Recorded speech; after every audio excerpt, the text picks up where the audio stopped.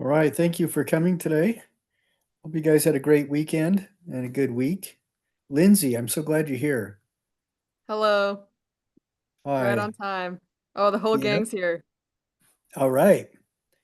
I'm going to ask you in just a couple minutes to talk about your AI presentation, if you don't mind.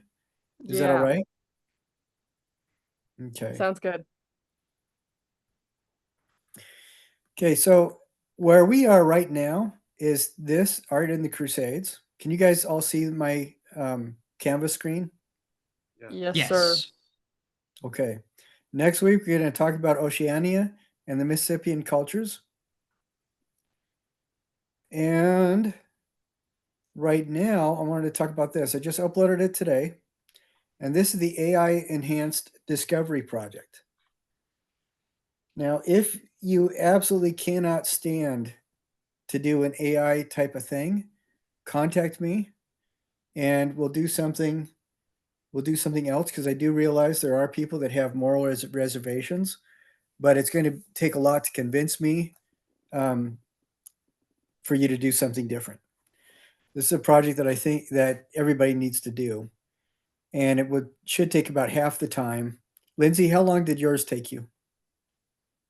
Um, it took me like an hour between like everything. Okay, so it should take less than half of what any of the other projects take. And I'm testing it out because I'm going to be revamping this next semester, and this will be one of the projects that we'll be doing. So it is AI Enhanced Art History Discovery Project. Now, with our class 2710, we're dealing with art history from prehistory times, which goes back to about 35,000 years ago to the year 1350. That's our target. So you guys could do anything within the scope of that. And so that's why I say like Cubism or ancient Egyptian art. Cubism is a movement. You guys are going to be working with art periods, which are more like segments of history, like Carolingian art, Southeast Asian art, stuff like that. For this project, what you will need to do is find 5 images that in your observation clearly represent the period that you selected. It clearly represents whatever that is, Byzantine or whatever. And I want you to be able to briefly explain why each of your 5 examples is representative of the period you chose. And in this explanation, you need to be prepared to be specific about the visual elements, techniques, or themes that connect the 5 works you sampled. Is this all making sense to everybody? Yes. And Lindsay, how long did it take you to do that portion? That was probably the quickest portion, just because I referenced my previous weekly reflections. Okay. So like 10 minutes. All right. Excellent. Right. Next, you're going to select an AI image generator and create a prompt to produce a piece of original artwork that fits within the style of the period you chose. Lindsay, And down at the bottom, I do provide some options. Lindsay, what AI model did you use? Um, just the Microsoft one. What is that called? Copilot? Copilot. That's on the Okay. link, that university link. Awesome. Okay. All right, great. So you did it with Copilot. So in creating the prompt, I'm going to tell you something that I did not specifically talk about or describe in this. When I do this, I work with ChatGPT, and you can do this with the free section, but I have ChatGPT help me develop a prompt. And I will put in the assignment and I'll tell it what I'm wanting to do. And I'll ask it, hey, could you help me do a prompt with these 5 images to create this? And chat, I don't, In my mind, I think that that is helping to articulate, because since I'm working with a machine language, the thing that speaks the machine language is a lot better at interpreting than me. But I am still governing what's going on. So if I do choose to use AI to help me create a prompt, I'm going to go through and make sure that prompt is consistent with what this is. And that may mean that I'll have to talk about my own explanation for what is going on with this. Does that make sense to everybody? If you're going to use AI to generate a prompt to help you, you need to make sure that you are communicating with that and that that prompt follows the parameters of the assignment. Does that make sense? Yes. Yeah. Okay. So you create a prompt. In this prompt, you're going to include your 5 selected examples, and you're going to talk about your reasons. The reason, this is an important aspect of this. In your prompt, you're going to be talking about your reason. That means when you, if you are looking for samples of art within specific periods, you need to be able to articulate why those things are specific to the periods. Excuse me. You know, you can find 5 different images of stuff that are specific to Carolingian artwork, for example, or Byzantine artwork, that don't all look the same. That's not what we're not looking for examples that look exactly the same. But you can talk about, for example, notice that the bodies are elongated. Notice that the eyes are large. Notice these kinds of things. I'm picking these images because they share these consistent traits. You need to be able to articulate that in your prompt. All right. This will create an image. Whether or not you like the image, you need to follow this, where you write 300 words or 3 minutes of video describing, analyzing, interpreting, and evaluating that first image that comes out as a result of this prompt. All right. Does that make sense to everybody still? So you're using 5 images.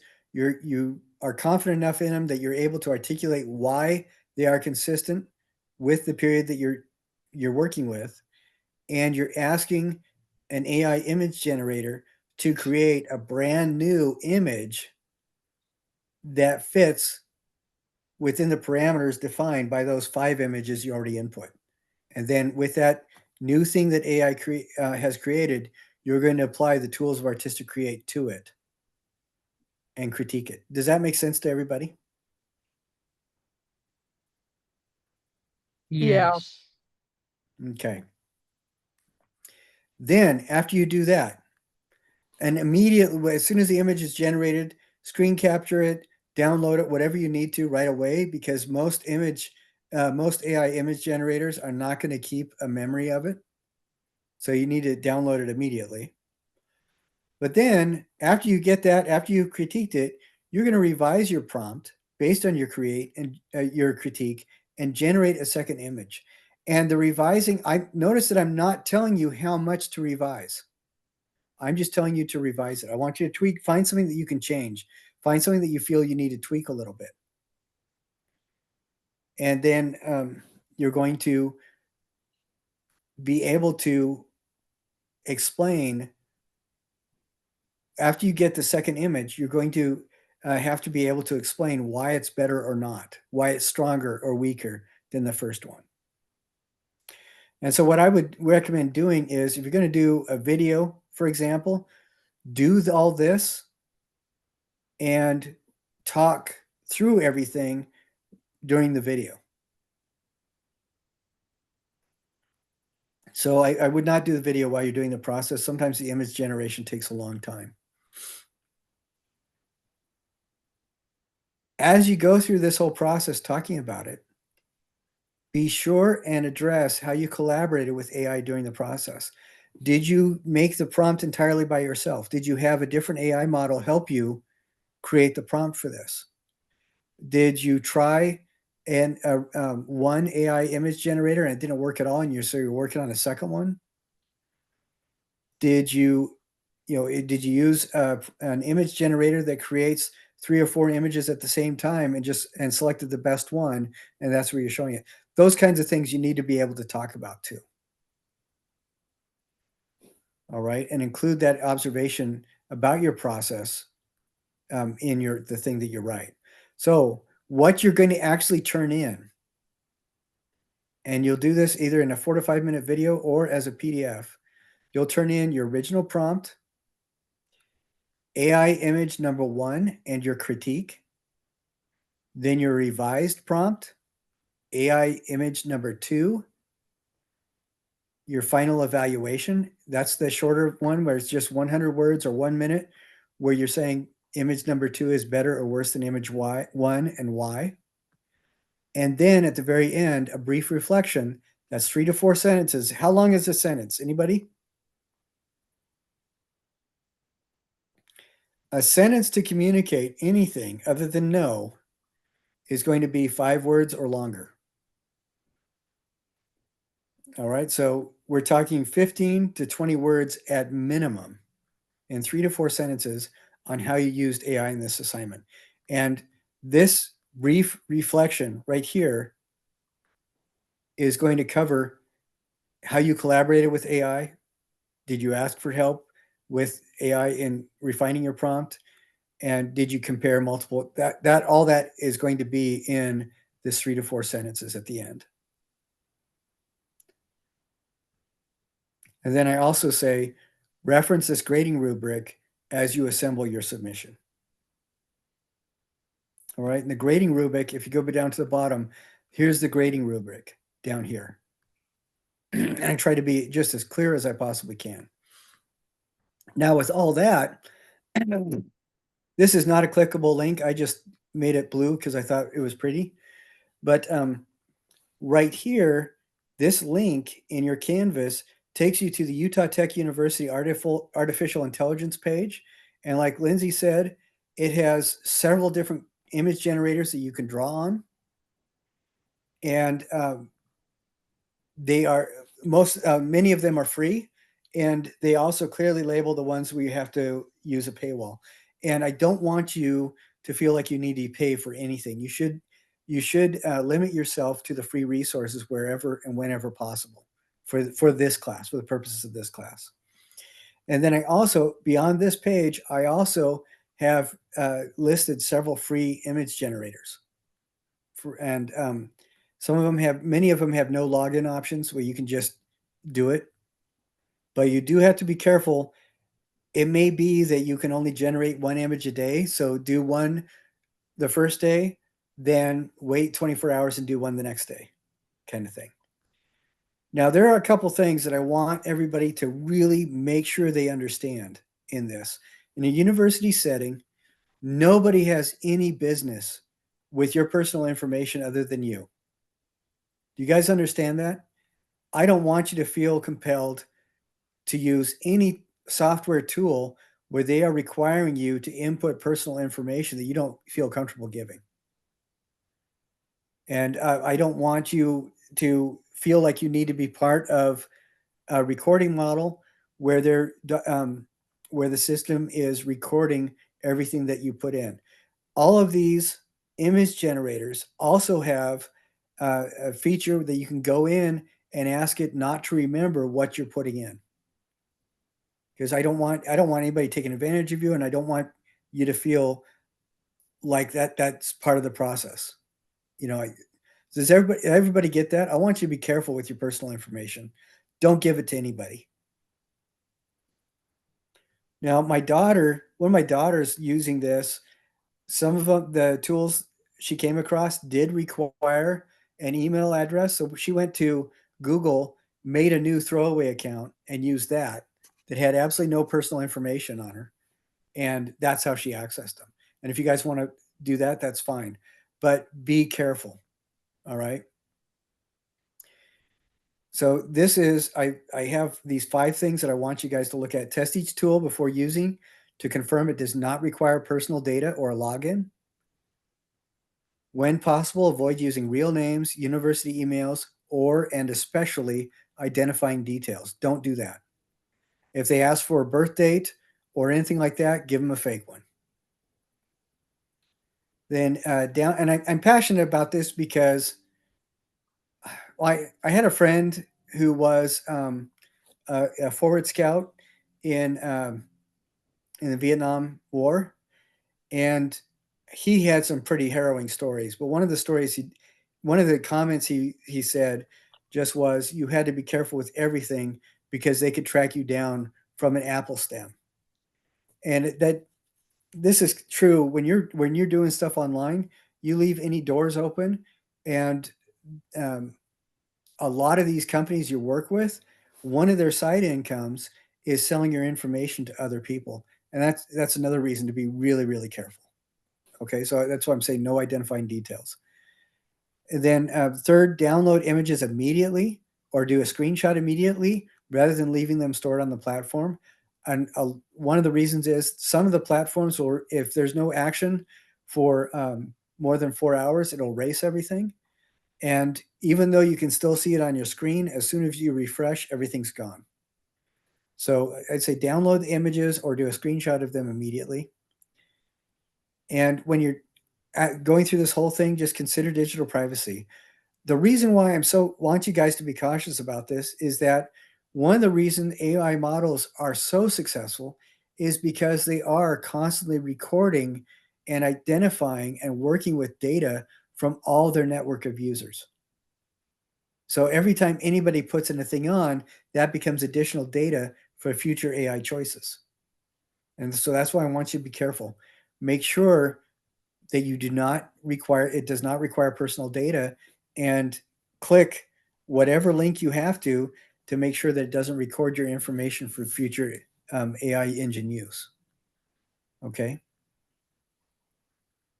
And just double check, make sure that any free no login AI image generator is compliant with terms of use and privacy policy with the university. And that information is right up here in the Utah Tech University Artificial Intelligence page. I don't want to scare you guys away. I just want you to be really cautious. Does that make sense to everybody? Yes, thanks for getting those links. Yeah, I don't have the exact links in here, but I will, if you guys would like, as soon as we're off of this meeting, I'll go back in and I will update these so they are actually clickable, because right now they are not clickable. Okay. I can Google it also, so it's no worries. Okay. And you can also just take and copy. I have the link right there, so you can copy that and put it into a new search engine bar. So, yeah. But I will try to go through and make sure that these are clickable for you guys. But that's what this is. Now, if it's okay with Lindsay, I'm going to go ahead and show you her submission. Is that okay, Lindsay? I'll only suffer mild embarrassment. Okay. Okay. So this is what her submission looks like.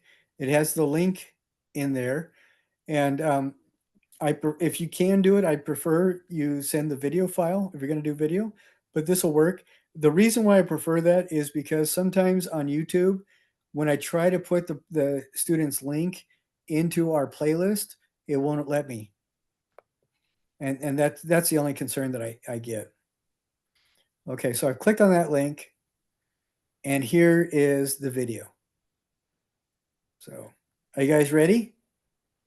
My AI enhanced art. Can you guys see this? It says AI enhanced art history project. Yes. Yes. Okay.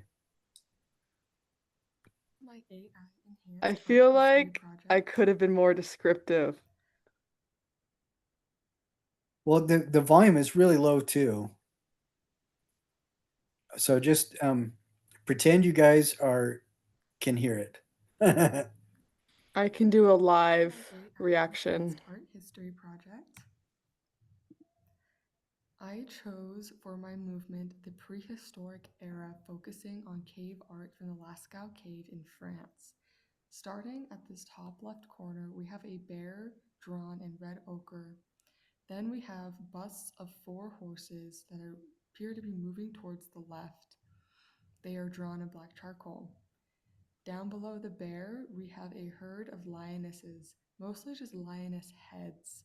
We can see that they're looking towards the left in this image and also drawn in black charcoal. The middle image is of a bison.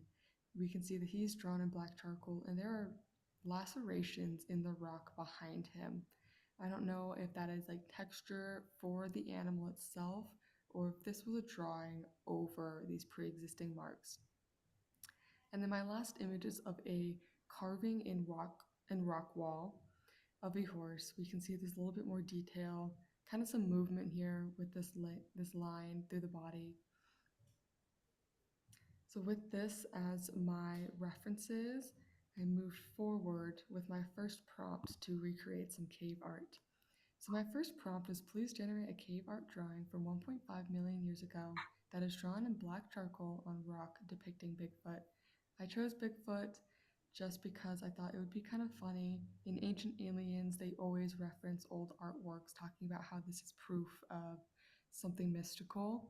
So I felt like if such a thing were to exist, Hey, Lindsay, I don't want to embarrass you, but right here, Yeah. all the cave art that you're looking at is only about 35,000 years old. It says 1.5. So that I wonder how much it took into account. That's why it made this look like this, because it honestly doesn't have any references for cave art that's 1.5 million years old. Could But be. I'm just saying. I'm definitely a little inept maybe at we'll using see. AI, and this really showed me my own limitations. Now, in your prompt, did you also reference those 5 images? No, I did not, because I didn't realize that we were able to share those images as references to the AI. Yeah, and that's something that I'm trying to be clear about with this, and maybe I need to be more clear. Okay, let's see. Okay, yeah, here include your selected examples and your reasons for choosing them in the prompt. So I do reference that, but everybody who's watching this, try to use a prompt generator that allows you to share images, like Lindsay just said, because that will make it so that it's a lot more effective.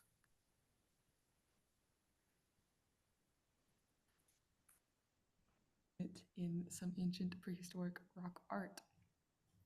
So here we can see that there is a lot of detail right off the bat, whereas these really utilize the negative space of the rock and as well just the One thing I want to point out is that Lindsay is really good about comparing that image that she just created with the reference images.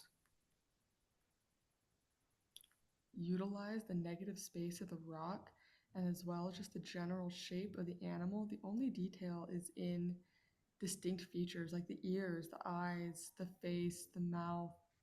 We can see that across the board. Like we have the ears, mane. So there's a lot more detail in this image. It's a lot more naturalistic. Um, Here I have caveman was trying too hard. I like the look of the rock in this image as it does look realistic compared to what I feel like a real rock wall would look like. Moving forward on my second prompt with that in mind, I made a little bit of a change here. So I kept the initial prompt that I wanted to please generate a prehistoric cave art drawing from 1.5 million years ago of Bigfoot drawn in black charcoal on a rock wall. I wanted there to be less detail and the image should be more weathered.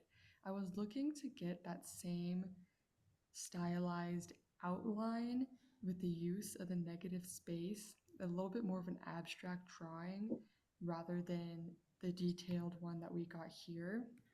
Instead, for less detail, the image was filled in with black, which is representative of some prehistoric styles where you do see colored in solid figures, but this is not what I was going for. I do like the overall weathered look where it's more faded out, kind of smudged around the general silhouette of the body. and compared to this one where the lines are sharp, you can see the definition in the hairs of the arm. And the rock here, I'm not too big of a fan of. I feel like it kind of looks more like paper, or there's just not a lot of depth of color, I feel like, in this rock as there was in this one. But here I kind of realized the necessity for specifics when it comes to what I was looking for in my final product.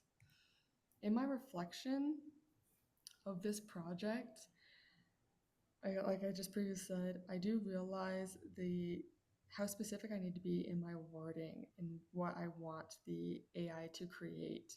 Using words like the negative space, abstract, drawn on limestone, even on a cave wall, smeared effect.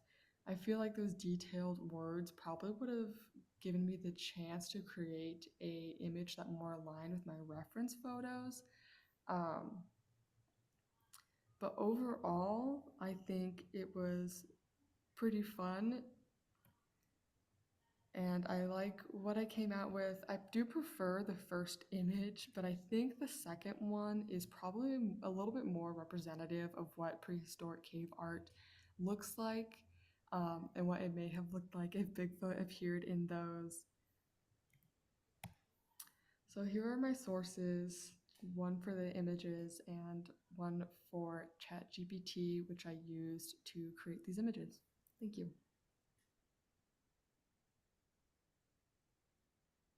I think that was a awesome presentation, Lindsay. None of mine have been that good at all. So great job. I appreciate There the are a couple. support in this difficult moment. There are some. I wanted to talk about what Lindsay did a bit. One is, well, I think I agree with Zach. This is really, really solid. I love it. I think it is excellent. And I'm not going to be able to share this video to anybody in the state it is because the link on YouTube isn't allowing me to put it into any of our playlists. So Lindsay, if there's any way that you can send me the video file, then I can put it on so everybody can see it. But one thing, the first thing Lindsay did is she compiled 5 images that felt to her consistent with the time period she's addressing. And I don't know if you noticed, but throughout the video, she keeps referencing the elements in each of those 5 images that in her mind link them specifically to this prehistoric cave art. She constantly refers to the elements of those images that make them consistent. When she looks at the first image generated, she talks about that. She's very specific about the things she likes, very specific about the things that make her feel like it's a little bit weaker. It was very clear how she changed the prompt and did a new thing. And then again, Lindsay critiqued that prompt, the second image, talked about the aspects about it that were better and the aspects that were worse. So Lindsay, I am really, really grateful that you did this as the first example, because I think it's a really excellent example. Very nicely done. So thank you very much. Yay, thank you. It also Now, some ideas as far as putting her references and the having the summary at the end, like having a picture of that instead of just your video still going while you're talking. So like good ideas in there as well. Yes, because she talked about, if we look at this, she did the 300-word critique and the 100-word critique of the second image. She did that in the video. And then, like you said, at the very end, that final reflection, 3 to 4 sentences on how you used AI, that was written so we could actually read it on the screen. That was excellent. The only negative thing was that the 2 citations at the end were not in alphabetical order, which is just terrible. So that means that the entire submission has to be thrown away. No, it doesn't. I, I think that this was an excellent submission. Lindsay, would you mind if I showed it to my next class too? Yes, You that's would mind okay. if I do, or is it okay if I do? They don't know me, so you're good to share it. I'll All send right. you the video. Okay. Yeah, if you can resubmit with the video file, that would be perfect. But and so I think on this one, everything that Lindsay did is really right on. This is exactly what I was looking for. And one thing that does frustrate me about this assignment is seeing the improvement between this first prompt. Can you guys see this where I have the screen showing from her video? Yes. One thing that does frustrate me is I really liked how she was talking about what she would do to make a better one in the future. And I want to see what that better one looks like. You know, when she gets it nailed down, I want to see that. The problem is, you know, I do, I'm working on a series of books where I am experimenting with AI imagery. And one thing that I found is you can either be perpetually dissatisfied with what you're getting and keep tweaking it and keep tweaking it, or you can resolve on a set of things you want to be able to see and tweak the prompt until it gets to that point, or you can just say, okay, this is good, I'm stopping. And one thing I like is that Lindsay did not keep going over this and over this and over this. She followed the assignment and got to this image, was able to articulate why. And if she ever wants to work on this again, she can go back and fiddle with it and get it right where she wants it. But I'm not going to require that for you guys. I was doubting myself, you know, as she was talking about this because she was very specific.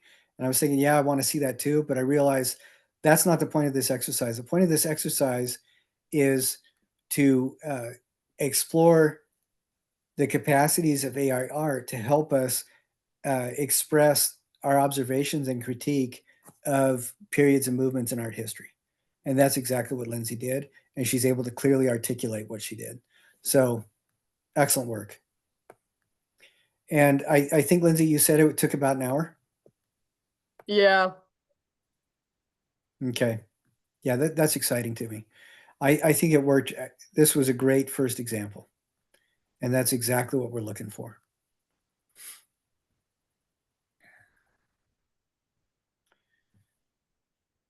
So I would like to hear from both Zach and Cassandra. What are you guys thinking about this? I'm looking forward to doing it. I was just wondering if I would be able to do this on my phone or if I'm going to have to use the computer for it. But other than that, I'm looking for, I wanted to do possibly either some of those East Asia architecture with the Buddhist bells, or maybe create writing of the Aztecs or the Egyptians. So I don't know. It seems like a fun thing to try to come up with a cool image. So looking forward to it. I I bet think if it took her an hour to do that badass job, it's going to take me 4 hours. So well, what I like about this is it's a really good demonstration of your familiarity with that critique, the Feldman's critique model. Because, like Zach, you just described what to look for as you're finding your examples. I think if you guys are able to find 5 images that are consistent with what you're looking for, you also have the capacity to explain and articulate why those 5 images are all consistent and work. And then when you put this together, I think it's a demonstration of your capacity to use Feldman's model of artistic critique as opposed to making AI do the work for you. because I think AI is just visualizing your direction. But yeah, that's I wonder if I should clarify. On this sentence right here, I think I'm going to clarify creating the prompt for the AI generator. Let's see, where is that? I'm going to make it very clear that those 5 images need to be in the prompt. And Lindsay said you can share them. Like chat allows you to upload files, and most of these prompts or most of these AI images will allow you to do that too. And if you find one that doesn't, try to find one that will, and that will really help. So yeah, I'm going to clarify this sentence right here. Include your selected examples and your reasons for choosing them within the prompt. And I think I'm going to add something like, make sure you use an AI image generator, which allows you to upload or share the 5 images you selected. I think I'll put that in. So what do you think, Cassandra? What are your thoughts about this? I do think it's interesting. I still might email you about not doing an AI assignment. I'm kind of on the side of not wanting to touch it for a variety of reasons, but I do like what came out of Lindsay's attempt isn't the right word, but Lindsay's like practice using it. Yeah, and I'm thinking in this instance, we're using AI to generate visual imagery consistent with our own articulation of our observations. We are not asking AI to create something that we are convincing people is art. So I don't know if that perspective helps at all. But I want everybody who can possibly, who it doesn't have a moral issue with AI. I want everybody who can to do this. So, but yeah, I'm glad, Cassandra, you can see that she did a good job. Let's see. Okay, I did something. I hit the wrong thing on my computer screen.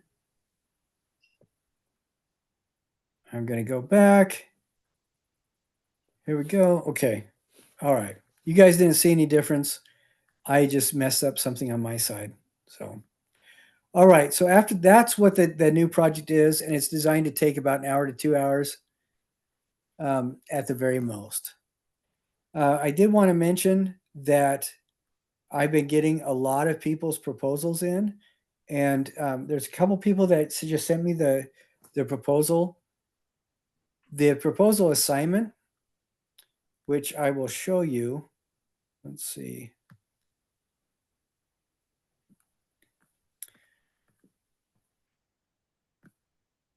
I hope you guys can see this. My Canvas view. The final capstone project proposal assignment this is not sending me what you want to do. This is sending me the copy of the email back and forth we had where you described to me what you were going to do. Does everybody understand that? Yes. Yes. Okay. And the email back and forth ends with me saying, great, go ahead, or fantastic, get going on it, whatever, something like that. So, and this is a required assignment. Everybody needs to do that. And a principal reason is, and I've already had some conversations with people, need to make sure that what you're doing remains within the scope of the assignment and the scope of the class. And for this class, that scope is art up to 1350, the year 1350, and the time frame is 10 hours of work. I actually had somebody last year who was proposing to make a dense foam carved sculpture in the style of Botticelli that was life size, and I don't think she understood that even out of carving foam, working as fast as she could, it's still going to take about 70 hours of work. And so we were able to whittle it down so it only represented 10 hours, and I think she still spent like 20 on it.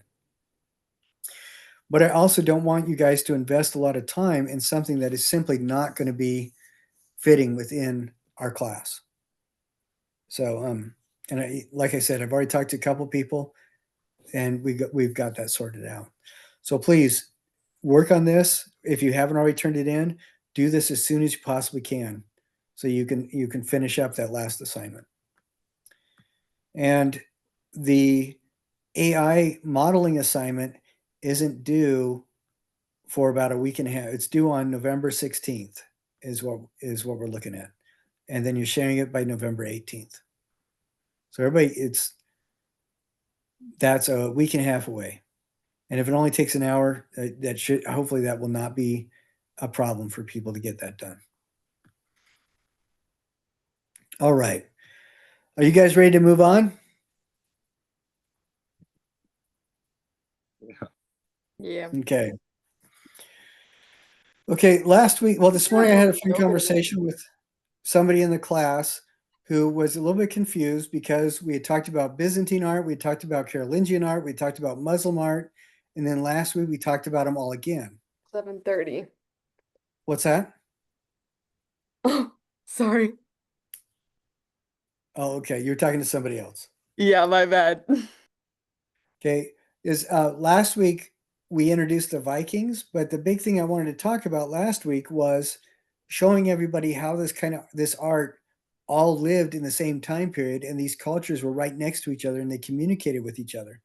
And we can see examples of both cross-pollination as well as parallel developments. The difference between that is when cross-pollination is when one culture directly influences what another culture does, and parallel developments is when two cultures come up with similar things that look or are ideologically similar, yet there's no evidence that they actually contacted each other. An example of parallel development is you'll look at the architecture of ancient Yemen, and you'll look at the architecture of the Yavapai Indians in northern Arizona. They developed solid state air conditioning using adobe bricks with buildings that look almost identical. The only difference is the ones in Yemen are about 25% taller.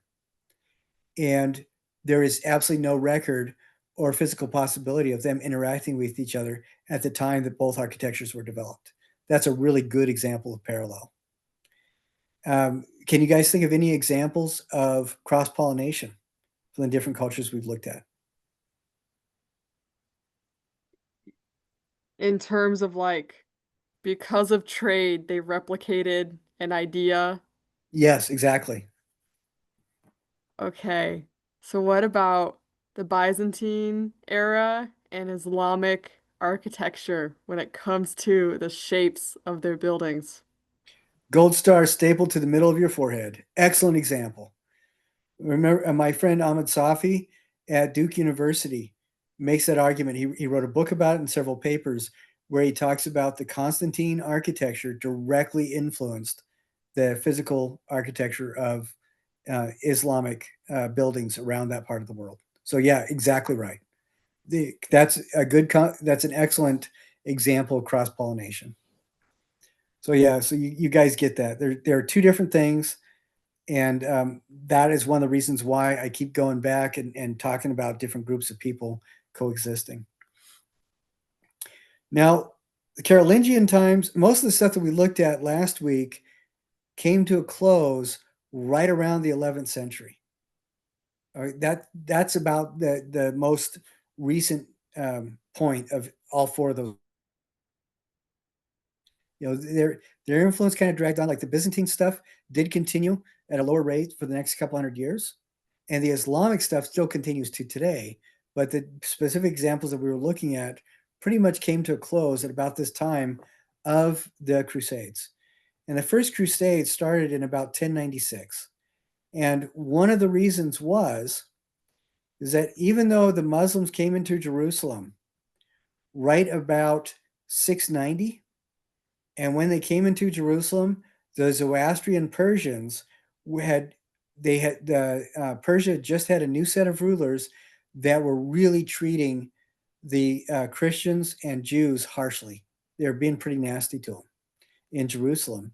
And when the Muslims came in at about 690 or so to create the Dome of the Rock and all those kinds of things, not only did they rebuild a lot of the Christian and Jewish monuments, but they restructured the government so that everybody was pretty much self-governing.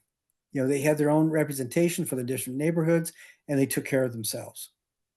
And when the Muslims came into Jerusalem at about 690, they were viewed by the Christians and Jews as liberators from the harsh Zoroastrian rule that happened at that time.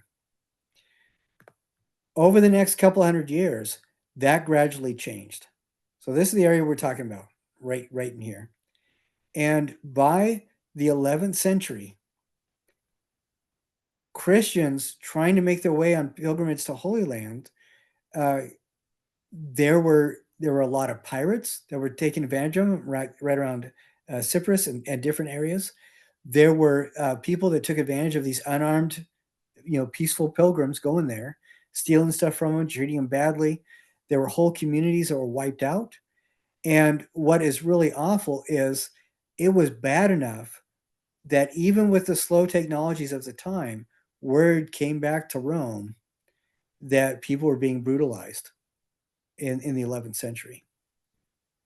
And so we're talking about this area right around here. These are several different trade routes, or routes that many of the Crusaders took, stuff like that.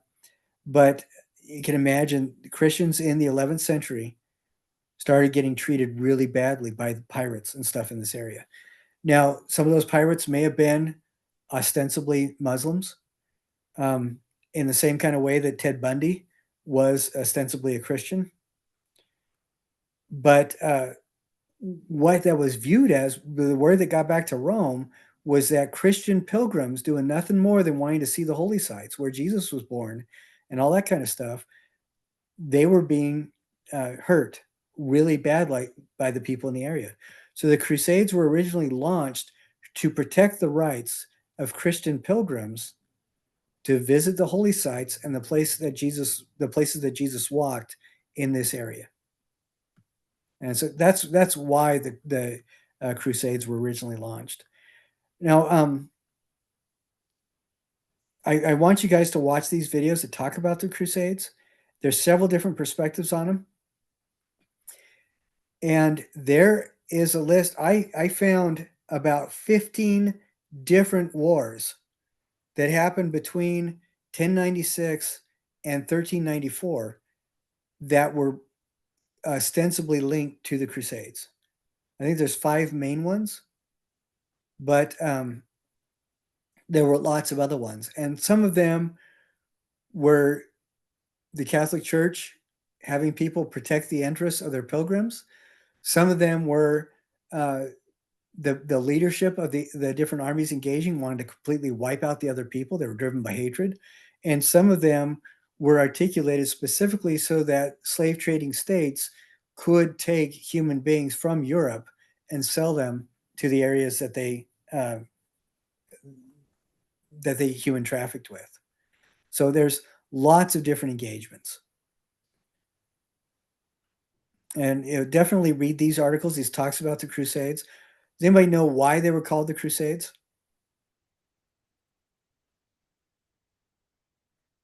Because they were crusading. Well, the word actually comes from cross. So the Crusades were people that fought under the cross.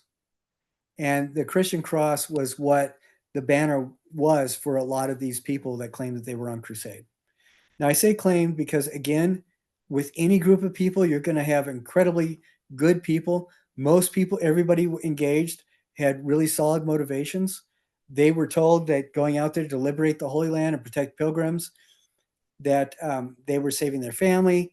It was a way to compensate for the stupid things and evil things that they had done in their earlier life. So a lot of people had good motivations, but with everything else, the people that make noise, the people that folks remember later on are the best examples and the worst examples. So there were terrible people that participated and a lot of really decent people, just because they're ordinary human beings. So yeah, the word crusade is directly derived from the use of the cross because that was the banner under which they walked. And this is an interesting video.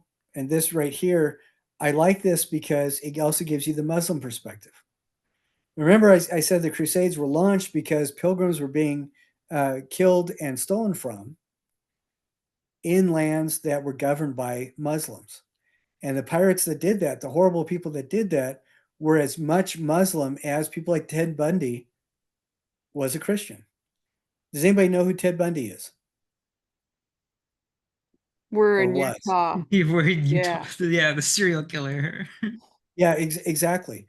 And he actually worked at a suicide prevention line while he was killing people. Okay. So he is in he's a terribly despicable, horrible thing of a human being. And but he was living in a society under the banner of Christianity. And that's the relationship that these people that victimized pilgrims had under the banner of Islam. Okay, do you guys understand that? So and all of Islam was blamed for the actions of those despicable people, just like in other cultures looking at America, if all they saw was Ted Bundy, they would blame all Christians and all Americans. Do you guys understand that? That comparison? Yeah. Okay. The problem is today we can contact somebody and talk to them with a video call. We can communicate, resolve conflicts incredibly quickly just by talking. But at this time, it may take 6 months to get word back from somebody or a year and a half to get word back from somebody during the time that you've already uh, launched your forces and started a war. So what are you going to do? And what is interesting to me is that this series of wars, whether it's 5, 6, 8, 9, 12, whatever, it brought people from Europe who lived and died within viewing distance of their neighborhood chapel, basically. It brought these people into a completely separate part of the world. And it brought back ideas that nobody here had ever dreamed of.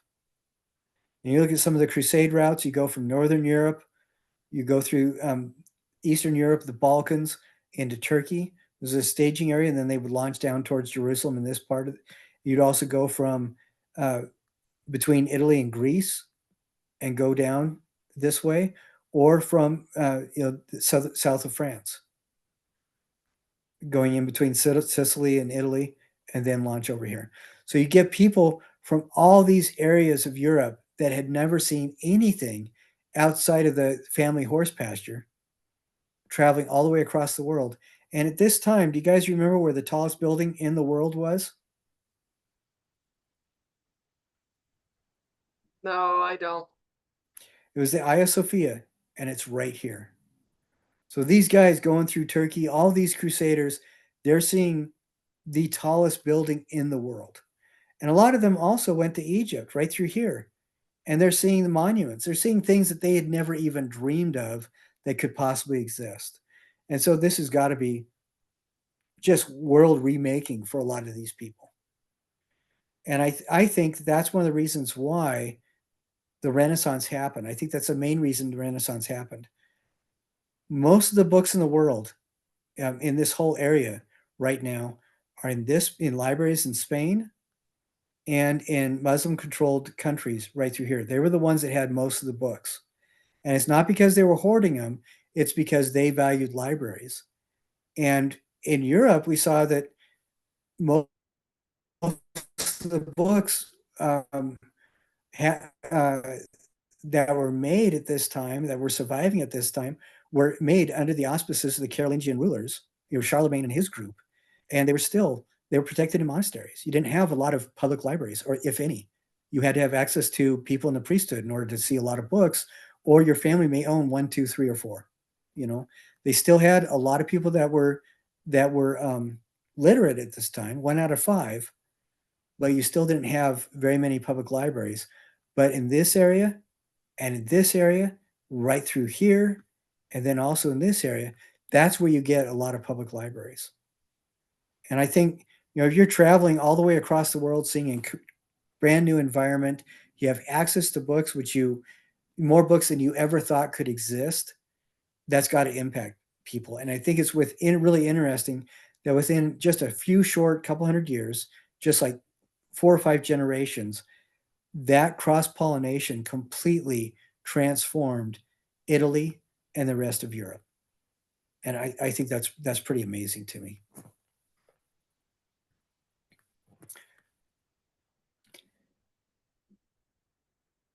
So this is from the later part of our class. This is from the 14th century, and it's still, you can see it's kind of reminiscent of that style that we saw in the Boyo manuscript or whatever, not manuscript, the tapestry that we looked at a while ago, where you see the more important figures are bigger, less important figures are a little bit smaller. It's relatively simple stuff, but attention to detail on the clothing and everything. You can still kind of see a lot of that going on here. And I thought that was an interesting picture for this time. But I want you to explore these websites.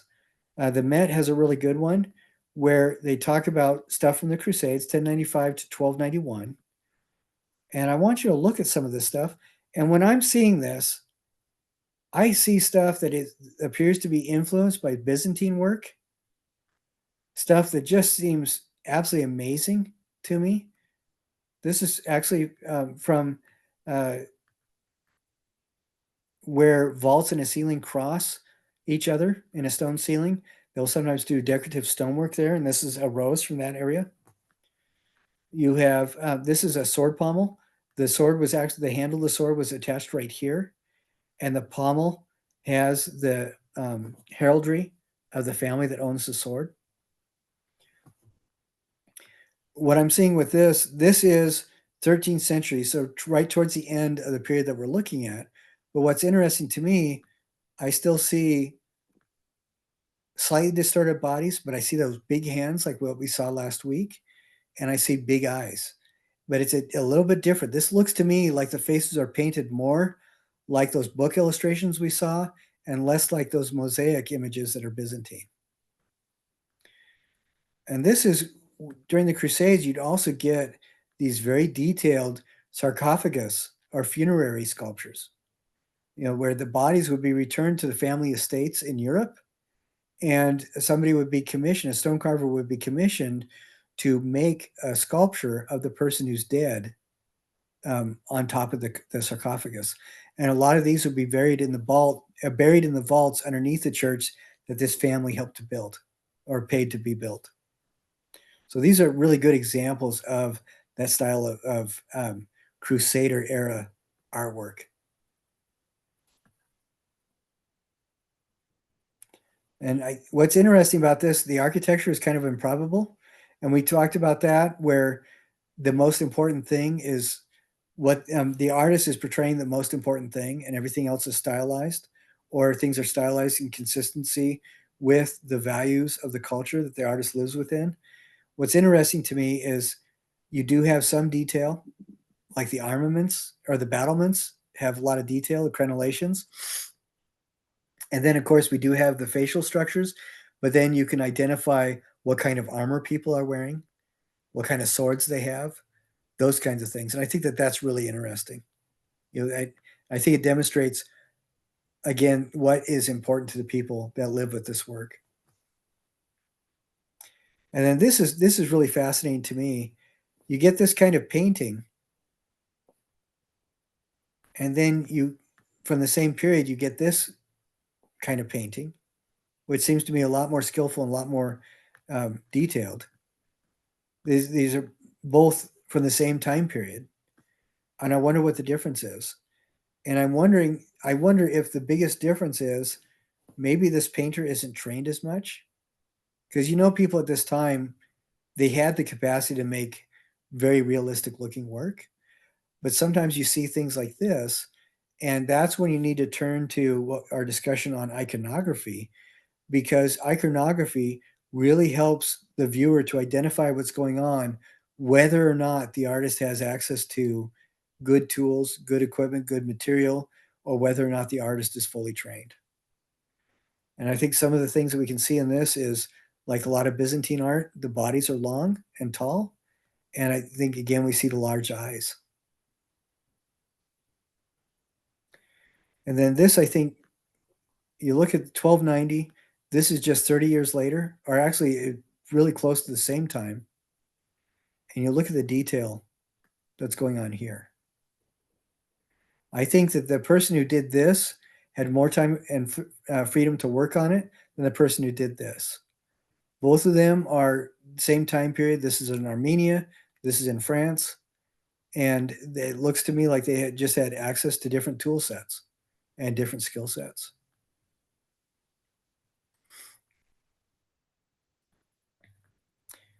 This is going outside of the Crusades.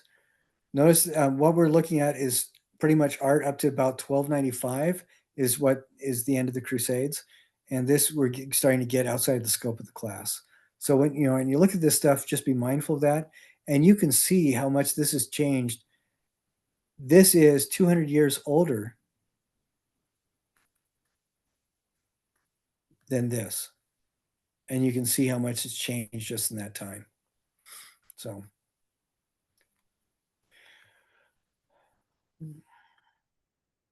one of the things I really like is this Sultan and the Saint film. I actually worked with the people that produced this for a little while. This film is really excellent. Do you guys know who Saint Francis of Assisi is? No. Saint Francis of Assisi was a gentleman that lived in Italy at the time when different city-states and different families were warring with each other all the time. When he was a teenager, when he was in his early 20s, he thought he was all that, went off to war to get glory and everything. First engagement, ended up getting his butt handed to him, and he was thrown in prison. His dad was so sick and tired of him getting drunk and causing fights when he had been at home that he let him sit in jail for like a year and a half until he finally decided to put up the money to free him and have him come home. St. Francis almost died when he was in jail. And the practice of the time was, during these war engagements, you would capture somebody, hold them in jail until their family paid for their release, and that's where we get the term ransom from. So he went back home. St. Francis went back home. He was no longer interested in starting fights or getting drunk. He found Jesus, completely transformed his life to the point where he gave up absolutely everything he had or had access to, and started going around with the purpose specifically to help everybody you could. Didn't matter who they were. One point he said, if I can't be a Christian to the person who hates me, I can't be a Christian at all. And he ended up hearing about the Fifth Crusade, who was started. The Fifth Crusade was started. It was attacking the grand nephew of Saladin in Egypt. And St. Francis thought, why are we fighting a war when Jesus is the God of peace? And it made him so mad. He walked, let's see if I can show you. His home, St. Francis's home, was right around here. He walked all the way down here to find a boat that would take him to Egypt. And when they got to Egypt, he walked across the battle lines, talked to Malik al-Kamil, who was the ruler of Cairo, and with the intention of being friends with him. He made a friendship with Malik al-Kamil. In a 2-hour conversation, they determined to end the Fifth Crusade. And over the next 2 months, they got to the point where the Christians were on the plains of the Nile. The Nile flooded. Everybody got really sick with diarrhea because all of their trenches and garbage pits flooded with the Nile, made everybody sicker than dogs. All their horses were trapped in mud. And Malik al-Kamil immediately sent all of his stormtroopers out from Cairo with doctors, medicine, and feed for the horses and food for the men.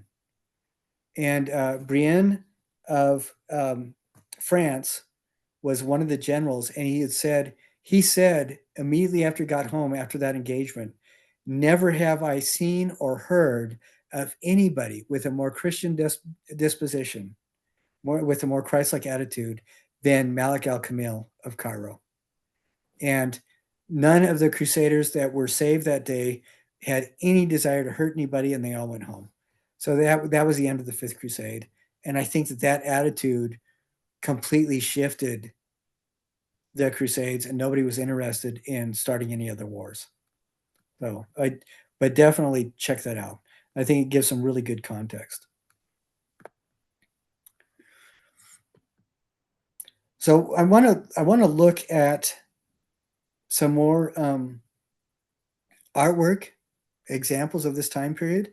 And as we look at this, we've looked at what the Muslims were doing. We've looked at what the Byzantines were doing, what the Carolingians were doing, and what the Vikings were doing.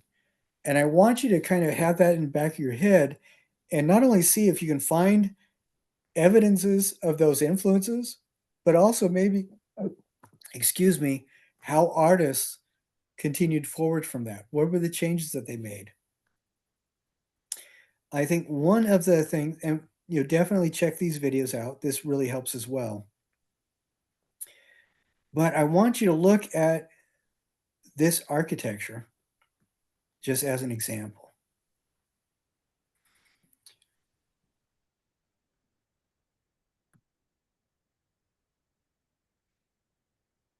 I'm going to go ahead. I'm just trying to clear this up for you guys. Okay, this is an example of typical Crusader architecture at the time. And I think a couple things that we can see is it looks to me like this is heavily influenced by that kind of Byzantine blockiness that we saw in really big Byzantine buildings, where you have a central structure and a lot of the weight seems to be carried out. But what we're missing are things like a lot of beautiful arches, beautiful domes, things like that. And what we see instead is limited access points. Areas like this, where you have these, this became known as dental molding, but this is actually areas that they would dump stuff out onto the invaders through. And then you can also see in some areas battlements where you have these notches that people could stand, they could stand behind the thing that's upright and shoot arrows and other things out in between the things that are upright. So these little, you can see these vertical notches here, they're called crenellations. And you see these things that drop down. This is where they dump things like sewage and boiling oil and stuff on the people that were trying to attack. So just looking at this, you can see immediately that during the Crusades, you can see some of the influences of earlier cultures, but things are transformed fundamentally because of the environment that people are in. They need to be able to protect themselves and defend themselves in building these huge structures. And that's something that is pretty consistent with a lot of these Crusader era architectural structures. And this is where we get the beginning of our contemporary understanding of castles. So you can see these are the battlements. These are called crenellations. And a person would stand behind this upright and then shoot or look through the areas that are open. And you can really see that right here. And then these areas are these kind of upside down crenellations. They would have holes between them. And that's what you would, you'd fire down, you'd dump stuff down, things like that. And if there are any windows below them, you can bet your whatever you'd like that they're going to have armor that they can place on those windows, and they would only remove the armor when they have to, or the doors are going to be reinforced. And right here, these are typical for the kind of windows that are below the battlements, very, very tiny or very thin. Now, what's interesting, these are thin, and the walls are going to be about 2 to 3 feet thick. But in these, on either side of these thin windows, if you're standing on the inside of the room, it's going to look severely beveled. And that outside edge is not going to be 2 or 3 feet thick. It's only going to be a couple inches, because that makes it so that the person on the inside of the wall can move to either side of this slit and see out, but whoever is firing arrows up, it's going to be very hard for them to get through that teeny tiny window, or this teeny tiny window. Can you guys see that? Yeah.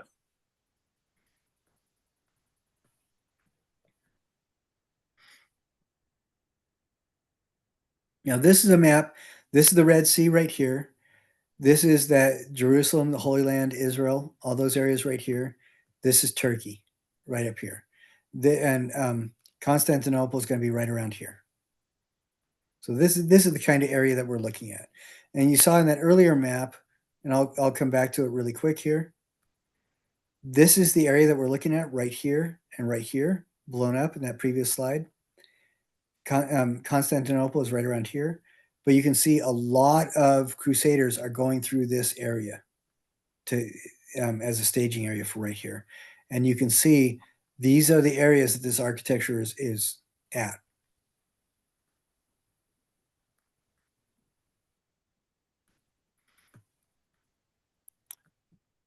And then we also see other areas. This is a staging area in Italy.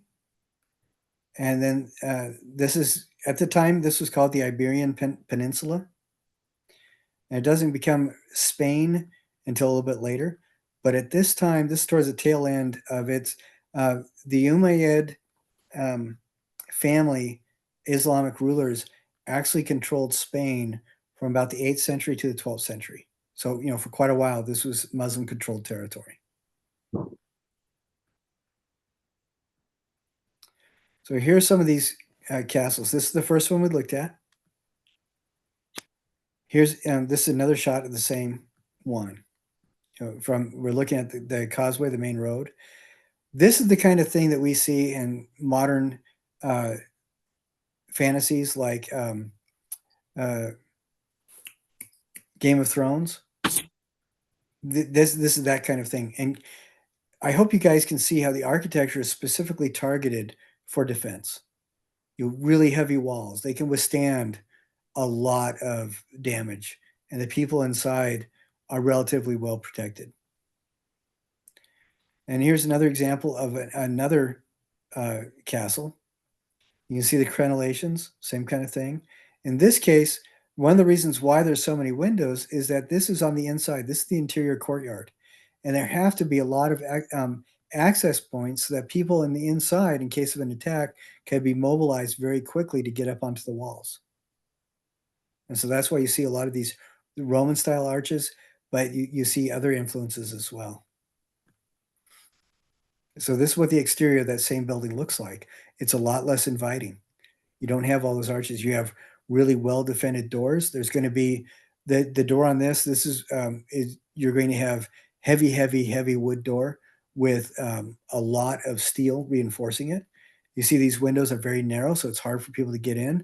But it's for the people on the inside. It's going to be a lot easier for them to have access to, like, shooting missiles to the outside.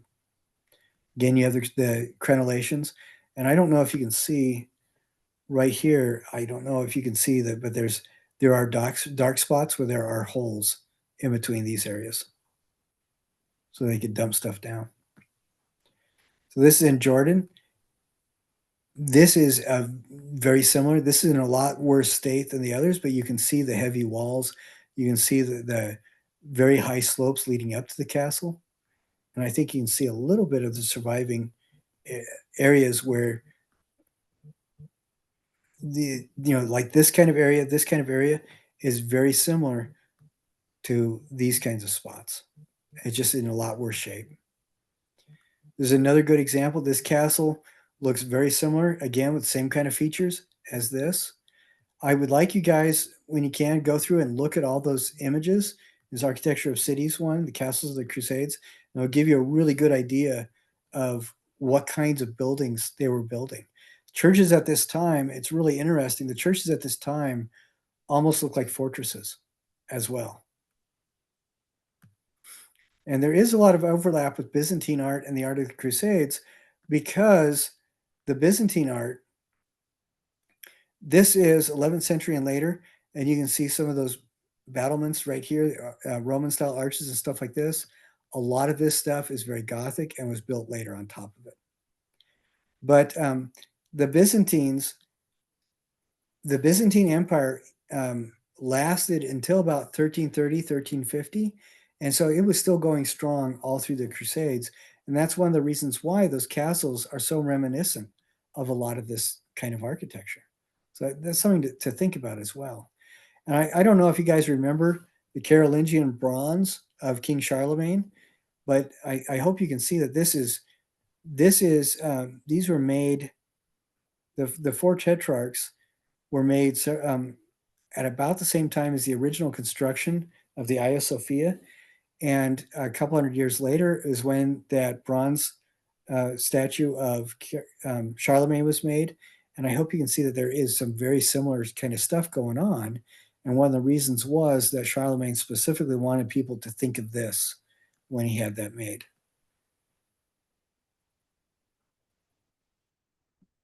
They're just some, and you see a lot of this kind of art coming through the Crusades too. And one of the reasons is people on crusade, people traveling, needed to have portable wealth that they could unload quickly to get food and supplies for their men, for their encampment, for things like that. And so you do see treasures like this that are beautifully, intricately made, originally made by stable families, but then travel all around the world as portable, easily sellable wealth. You know, something to think about. And I hope you guys all remember this. This is the mosaic that's in the Hagia Sophia. And a couple of you people. Oh, I'm sorry. I'm showing you all this, and no wonder I'm not getting any response. This is what I was looking at. If you guys go back to the Charlemagne module and you look at the bronze of Charlemagne, it's very similar to the structure here that you see. These are the four tetrarchs, and this is a famous sculpture that was from Byzantium or Constantinople. And Charlemagne felt it was very important for people to recognize that he was the Holy Roman Emperor, and that's one of the reasons why that sculpture looks very much like this. So anyway, and then this is when I was talking about the portable wealth. Cassandra, thank you very much for speaking up. I'm sorry that I was not showing you guys the right pictures. So families that were stable in an area would have something very intricate like this made, and then they could carry that with them when they traveled so that they could sell it off for food and supplies for the group that was with them if they needed to.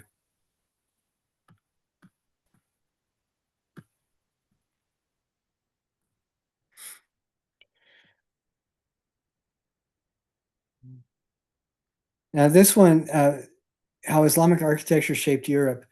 I like this. I think the title is a little bit tongue-in-cheek, but this really demonstrates how a lot of the architecture that we see in Europe is directly related to what these people encountered when they were going on crusades. And some of these are buildings that crusaders built in Jerusalem that are really profoundly beautiful that I think show. We're not going to watch this whole thing. And I don't know why it wants me to sign in. I guess we're not going to look at this right now. But this particular video is really good because it shows some of the things that we were seeing with Carolingian architecture, Byzantine architecture, things like that.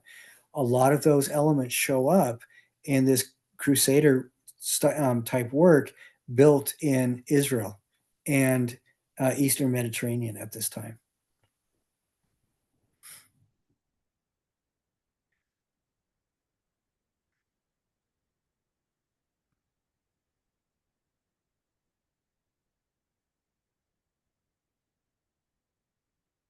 The Nazareth capital, that's what this is. And this predates a lot of that other stuff, but it heavily influenced things. And you can see like the ideas of the Byzantine halos and the bodies that are very reminiscent of those plaques that we saw last week, different things like that. So I want you to look at those. And then this is a really good architect. It's our article because it talks about how Muslim influence impacted Christian architecture and how Christian influence impacted Muslim architecture. It gives a map, and then it shows some really good examples. So definitely peruse this article and look at that.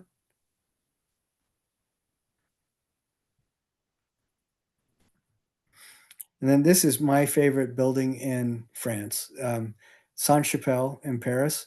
It was built as a reliquary box where the human visitors become the relics that are made sacred and sheltered within the church itself, which is a reliquary box. This article is kind of a rehash of what we looked at last week. And when the Crusaders came to the Middle East and looked, they came across a lot of these kinds of books. So if you can remember the book arts that we looked at last week, they looked pretty cool, but this stuff is what they encountered, and it has so much more detail than any of those guys were working on. And then when they came back to Europe, what's really interesting is you can see right away how things changed. I mean, they start doing dimensional paintings like this in the books that I think are very reminiscent of this kind of dimensionality. And it's, I don't know, I hope you guys, when you look at these videos and stuff, you can kind of see how the influence impacted what people were doing. And it's pretty amazing. And this is an ornamental language that was developed in Europe that was specifically designed to mimic what the Crusaders saw as Arabic writing. And so this is European, but you can see that they aren't writing Arabic.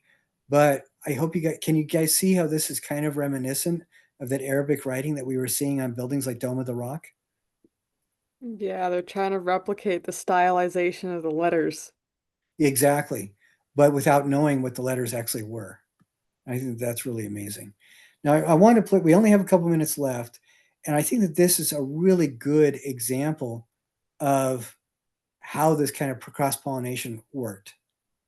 And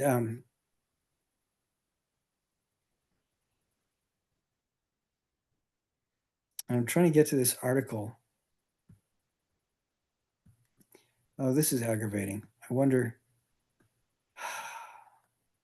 Okay, that link is not working at all. So let me see if I can find another one really quick here.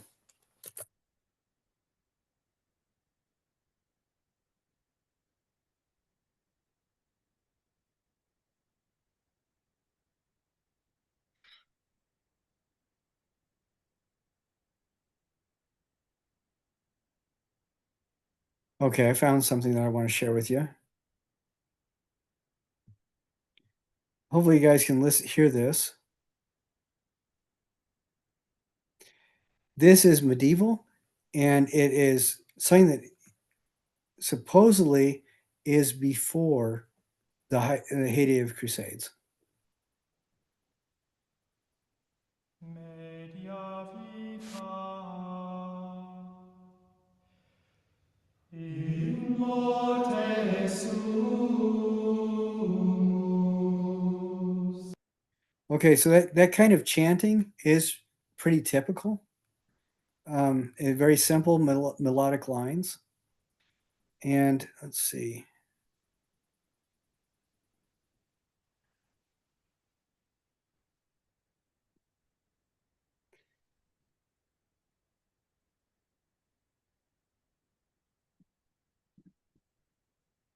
I'm not seeing the really good example I had, but that kind of music, very simplified music, was pretty common before the Crusades. And then during the Crusades, Europeans are going over to, they're encountering a lot of this Islamic type music. And oh, this isn't working either. I wonder why none of these links are working. That is really irritating. Okay, I'm gonna have to go back and fix those. If after this, if you guys don't mind seeing if we could find it. But what is fascinating to me is the music after the Crusades, or let's see, music, or of the Crusades. If we listen to that, you heard the relatively simple chanting.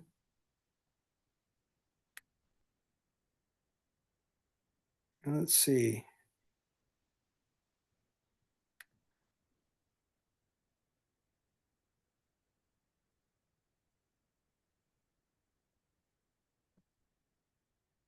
You know what? I'm gonna have to try to find this a little bit more. It's frustrating to me because that none of these links are working. So we'll have to talk about it later. But before the Crusades, music was pretty simple. During the Crusades, instruments were smaller. They were more easily transportable. There is a lot more excitement and rhythm, and you have a lot of atonal dissonance to it. And the difference was that if you listen, this particular link was actually somebody recording the call to prayer in Istanbul.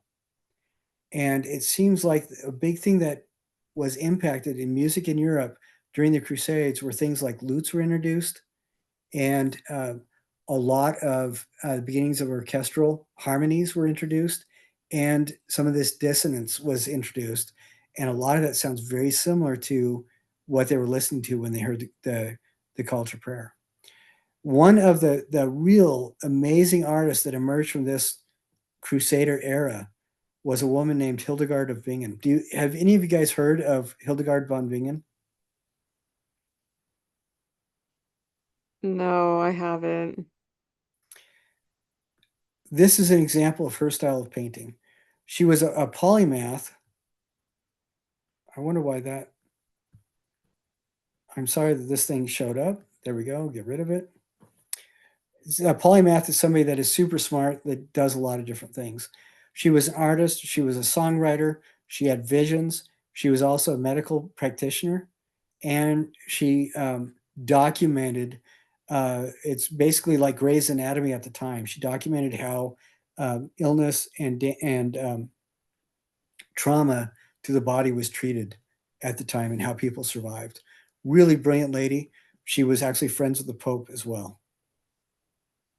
And so definitely watch that about her. But her art is absolutely astounding. Oh, and this is another one. I'm sorry, I don't understand why it's not allowing me to click on anything. So I'm gonna, if you guys don't mind clicking on stuff and seeing if any of those things work. But this is the music that she would write.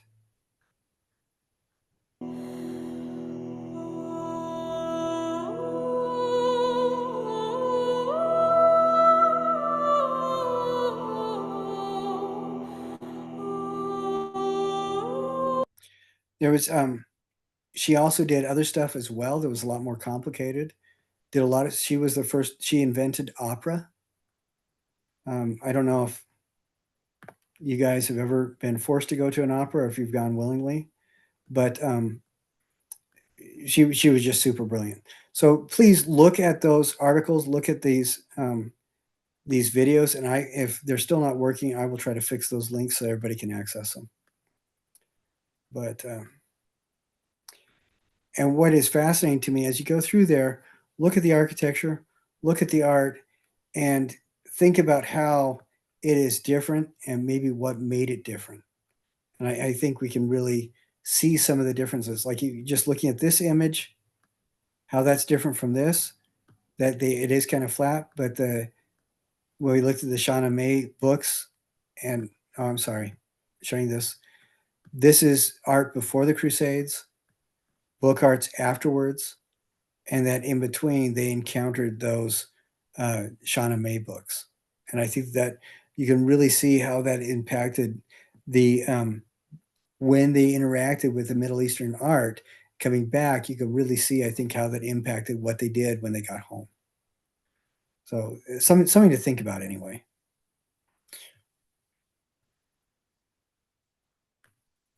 Okay. Let's see if this will do it. I'm sorry, I'm just trying to see if I can get any of this to work. And then we'll wind up. Okay, yeah. If you can imagine, all they've heard is really simple music. All they've heard are these simple notes, simple tones, and then they get into these guys from Europe start showing up in his home. And this is the kind of thing that they hear.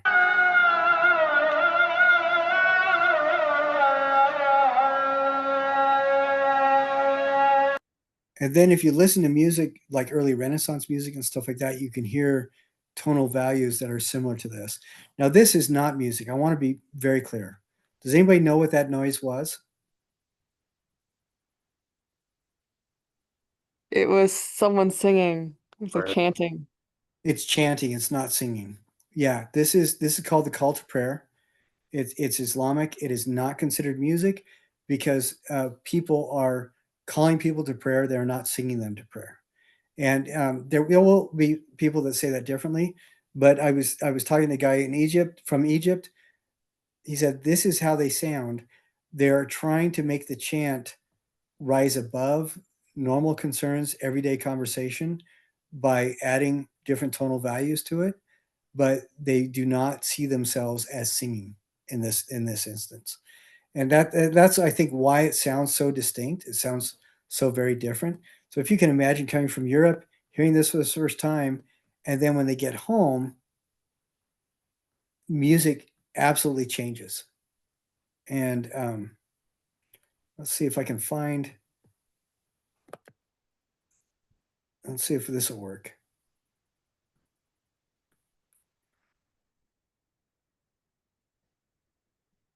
Okay, the Early Music Consort of London tries really hard to be historical. So I hope you can kind of hear how different this is.